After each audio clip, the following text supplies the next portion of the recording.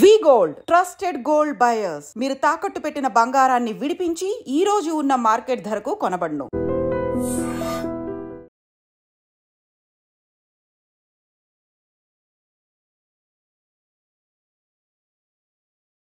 నమస్తే, welcome to I dream social spotlight with కవిత.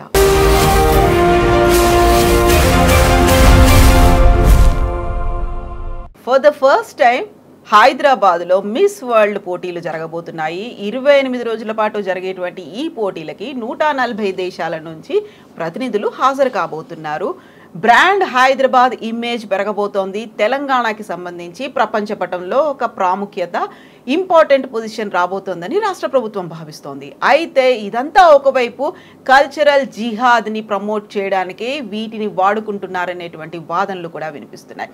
యాక్చువల్గా ఈ రెండు వాదనల్ని ఎలా చూడాలి? మనతో పాటుగా ఉన్నారు TPCC spokes person Syed Nizamuddin గారు. హలో అండి, నమస్తే. నమస్తే. సో మిస్ వరల్డ్ కాంపిటీషన్స్ అనేవి హైదరాబాద్లో జరగబోతున్నాయి. ఎంత ప్రెస్టీజియస్గా మీరు దీన్ని చూస్తున్నారు అసలు? ఐ డ్రీమ్స్ ప్రేక్షకులందరికీ నమస్కారం. ఇది హైదరాబాద్ ఒక గ్లోబల్ సిటీ అండి.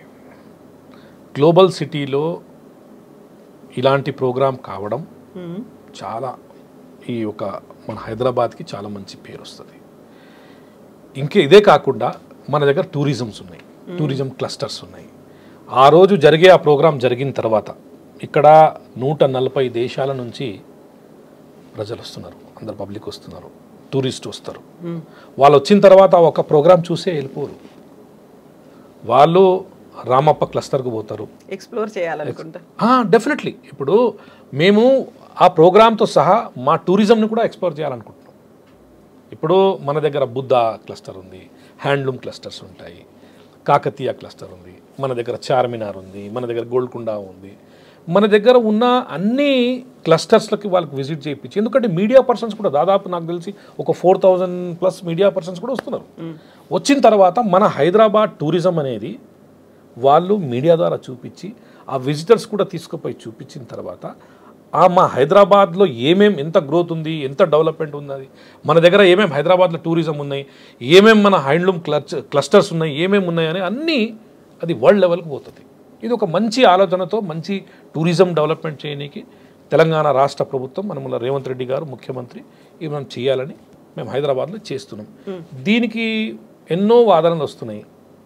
ఇప్పుడు ఒక విశ్వ హిందూ పరిషత్ వాళ్ళు చెప్తున్నారు ఇది ఒక కల్చరల్ జిహాద్ అని. ఇప్పుడు ఎట్లయిపోయిందంటే కొన్ని ఆర్గనైజేషన్స్ ఎట్లయిపోయినాయంటే బ్లాక్మెయిలింగ్ ఆర్గనైజేషన్స్ అయిపోయినాయి. వాళ్ళు ఏదన్నా పెద్ద టూరిజం ప్రోగ్రామ్ కానీ ఏదన్నా పెద్ద జరుగుతుంటే దానికి ప్రొటెస్ట్ చేసి బ్లాక్మెయిల్ చేసే ప్రయత్నం చేస్తుంటారు. గతంలో మీరు చూశారు, ఇదే విశ్వ హిందూ పరిషత్ వాళ్ళు హిజాబ్ని వ్యతిరేకించినారు. హిజాబ్ని వ్యతిరేకించినారు, ఇక్కడ మీరు మోడల్స్ని వ్యతిరేకిస్తున్నారు. అంటే మీరు కవర్ చేసుకుంటే తట్టుకోలేరు, కవర్ చేయకుంటే తట్టుకోలేరు. మీ ప్రాబ్లం అనేది సొల్యూషన్ మీరే చెప్పుకోవాలి, అది మీరే డిసైడ్ చేసుకొని మీరే చెప్పుకోవాలి. ఇప్పుడు సో హిజాబ్ అనేది అక్కడ యూనిఫామ్గా ఉండేటువంటి ఒక డ్రెస్ కోడ్ని ఫాలో అవ్వకుండా మేము ఇదే ఫాలో అవుతామని ఒక మొండి పట్టుదలతో వెళ్ళి ఆందోళన చేయడం, ఎగ్జామ్స్ కూడా బహిష్కరించడం, అక్కడ ఒక కమ్యూనల్ అట్మాస్ఫియర్ని తీసుకొస్తున్నారు. కాబట్టి వద్దు అనే వాదన విహెచ్పి చేస్తుంది. కమ్యూనల్ కలర్ తీసుకొచ్చింది విహెచ్పి అండి. గత తరతరాలుగా ఇవన్నీ హిజాబ్ అనేది నడుస్తుంది. హిజాబ్లో ఏముందండి అని ఫేస్ కవర్ చేసుకొని ఉంది. ఫేస్ కవర్ చేసినప్పుడు ఫేస్ మీరు హాల్ టికెట్ ప్రకారం మీరు చూడాలంటే ఫేస్ తీసి చూస్తారు. అక్కడ లేడీస్ గార్డెన్స్ ఉంటారు, వాళ్ళు చూస్తారు. తప్పేముంది? మీరు కవర్ చేస్తే కూడా మీరు తప్పు పడతారు, కవర్ చేయకుండా కూడా తప్పు పడుతున్నారు. మీరు దేనికి తప్పు పడ్డారు అది చెప్పండి ఫస్ట్. ఇవాళ రేపు అయితే నాకు తెలిసి ఏ పెద్ద ప్రోగ్రాం కూడా కొన్ని ఆర్గనైజేషన్స్ తయారైపోయినట్లనే బ్లాక్మెయిల్ చేయడం, వాళ్ళతో ఏదన్నా చేసి వాళ్ళకి ప్రొటెక్ట్ చేసి ఆపితే వాళ్ళు ఏదన్నా మాట్లాడతారు, అది జరుగుతుంది. కానీ ఫ్యాక్ట్ అనేది ఏం లేదు దీంట్లో. మీరు ఏ దానికి కూడా ఒప్పుకుంటలేరు కదండి. మీరు కవర్ చేస్తలేరని వాళ్ళ కల్చర్ ఖరాబ్ చేస్తున్నాం, కల్చరల్ జిహాద్ అంటున్నారు. మేము హిజాబ్ కూడా మీరు వ్యతిరేకించినారు కదా. కవర్కు వ్యతిరేకిస్తారు, కవర్ లేని వాళ్ళు కూడా వ్యతిరేకిస్తారు. దేనికి మీరు ఎక్సెప్ట్ చేస్తారు అది చెప్పండి ఫస్ట్. కాకపోతే ఇప్పుడు ఒక హెరిటేజ్ స్పాట్స్ దగ్గరికి తీసుకెళ్తారు, లేకుంటే మీరు చెప్పినట్టుగా టెంపుల్స్ విజిట్ అనేది ఉంటుంది. మన టూరిజం డెవలప్ చేసుకోవాలి అనుకున్నప్పుడు ఎవరైతే ఆ పోటీలకు వస్తున్నారో, లేకుంటే అక్కడ కూడా అలాంటి ఈవెంట్స్ రన్ చేస్తున్నప్పుడు టేక్ ఇట్ రామప్ప అని యాదగిరిగుట్ట ఇలాంటి ప్లేసుల్లో కూడా అందాల పోటీలకు సంబంధించి కొన్ని ఈవెంట్స్ ఆర్గనైజ్ చేయాలనేటువంటి ఒక ప్లాన్. సో వాటిని అలాంటి ప్లేసుల్లో, ఒక సీక్రెట్ ప్లేసెస్లో ఇలాంటి కార్యక్రమాలు నిర్వహించడం ఏంటి అనేటువంటి ఒక క్వశ్చన్ వస్తుంది. నేను ఇప్పుడు ఇది మన మిస్ వరల్డ్ కాంటెస్ట్ వచ్చేసి హైదరాబాద్లో జరుగుతుందండి.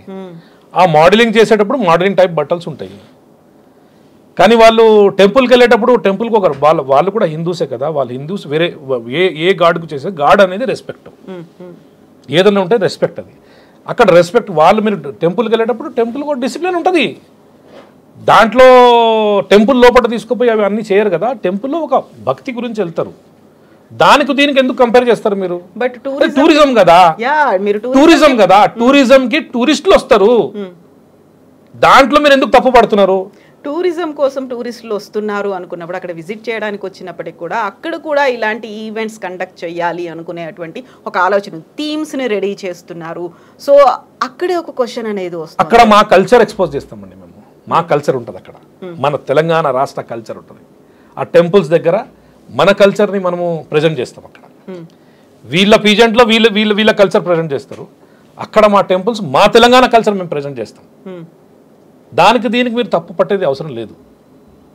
తెలంగాణలో ఈ టూరిజం ఉన్న ప్లేస్లో మా హ్యాండ్లూమ్ కల్చర్ కానీ, మా వేసుకున్న తెలంగాణ మన బట్టలు అవి వేసుకుని అవి మేము మా కల్చర్ని ప్రజెంట్ చేస్తాం. కానీ అది జరిగే ఈవెంట్ ప్లేస్లో ఈవెంట్ జరుగుతుంది, దానికి టెంపుల్ ఎందుకు జరుగుతుంది? అన్నీ ఏదన్నా ఉంటే మీరు తప్పు పట్టేనికి ఒక దేవుడు పెట్టుకొని మళ్ళీ దీనికి తీసుకొచ్చి దాన్ని కలిపేది అవసరం లేదు. టూరిజమే ఉంటుంది, తెలంగాణ కల్చర్ లెక్కనే ఉంటుంది. అది మిస్ వరల్డ్ కాంటెస్టు, అది అక్కడ మిస్ వరల్డ్ కాంటెస్ట్ డ్రెస్ అక్కడ మిస్ వరల్డే ఉంటుంది. దానికి దీనికి ఎందుకు మీరు కలిపి చూస్తారు?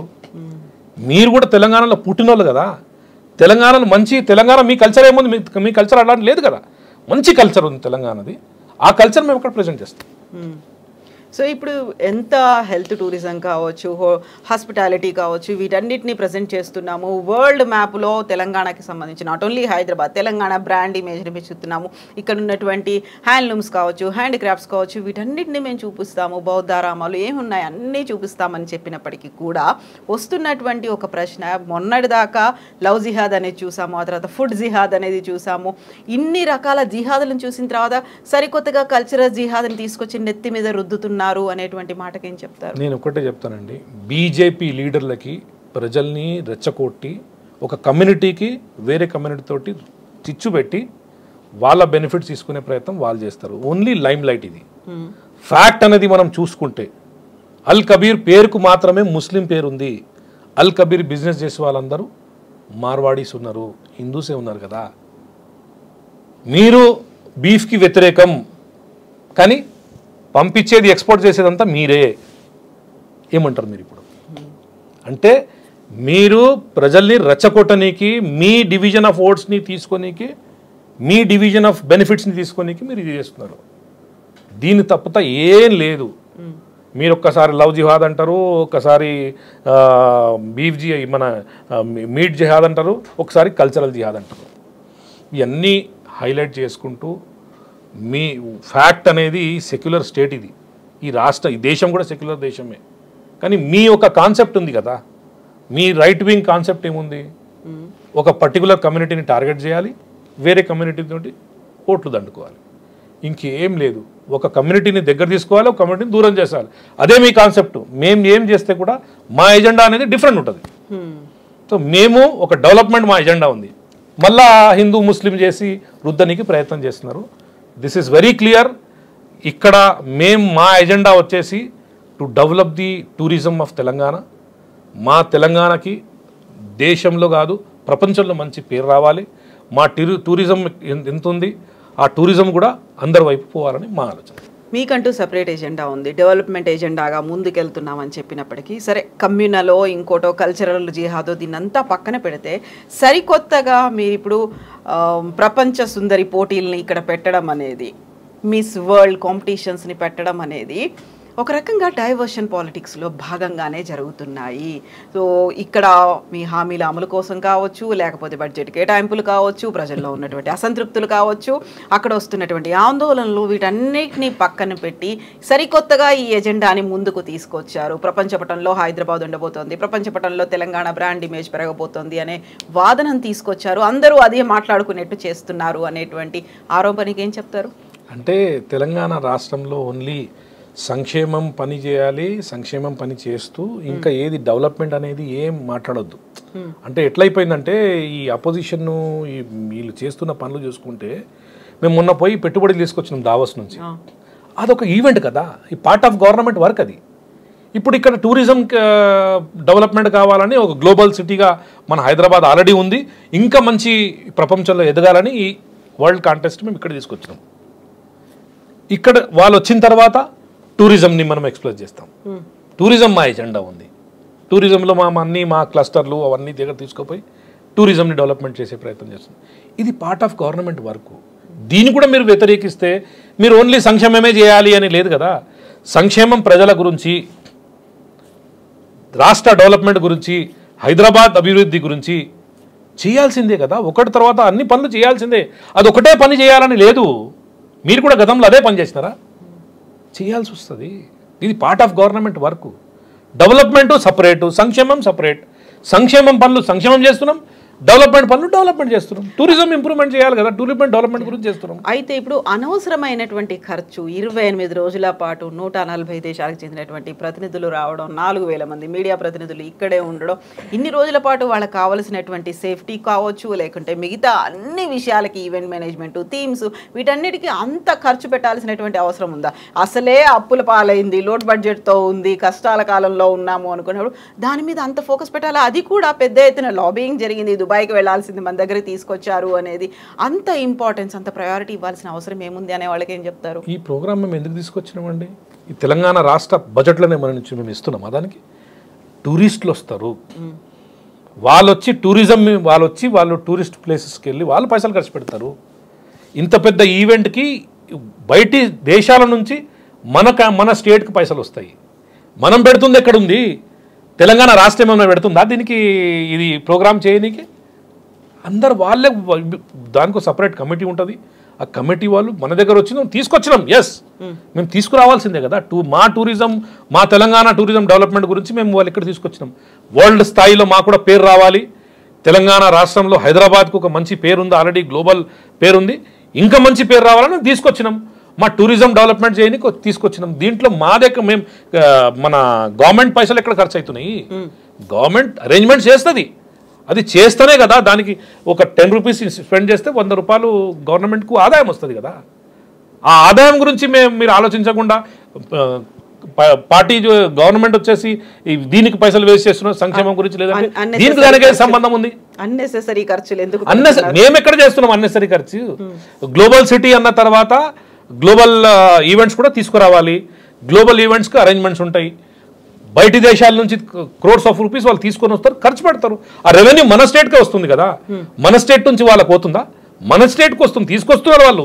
తీసుకొచ్చి మా టూరిజం మీద, మా డెవలప్మెంట్ మీద, మా ఇక్కడ హైదరాబాద్లోనే ఖర్చు పెడుతున్నారు. దీంట్లో ఇక్కడ నుంచి తీసుకుపోయేది ఏముంది? అక్కడి నుంచి తీసుకొచ్చి పెడుతుంటే రెవెన్యూ వస్తూ ఉంటే కూడా మీరు వ్యతిరేకిస్తే ఎట్లా అండి? ఇది చాలా తప్పు. ఇది వ్యతిరేకం అనేది చాలా తప్పు. ఒక మంచి ప్రపంచంలో మనం మంచి స్టేజ్లో హైదరాబాద్ని చూస్తున్నారు. 172 మిస్ వరల్డ్ పీజెంట్ అనుకుంటా. ఇది 140 కంట్రీస్ నుంచి మన దగ్గర వస్తున్నారు. మనం చాలా సంతోషం. ఎందుకంటే హైదరాబాద్ ఆ లెవెల్కు పోయింది.